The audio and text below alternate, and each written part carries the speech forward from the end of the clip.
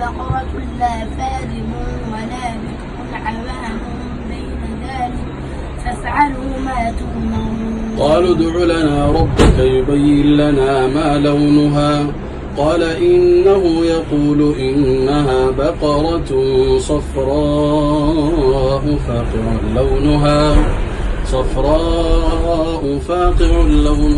تسر الناظرين.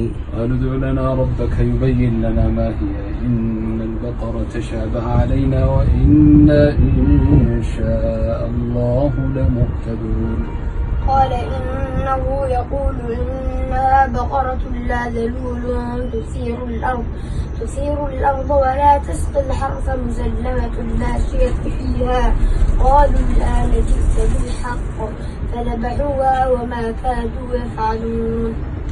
وإذ قتلتم نفسا فادارأتم فيها والله مخرج ما كنتم تكتمون. فقلنا اضربوه ببعضها كذلك يحيي الله الموتى ويريكم آياته لعلكم تعقلون. ثم قست قلوبكم من بعد ذلك فهي كالحجارة أو أشد قسوة وإن من الحجارة لما يتفجر منه الأنهار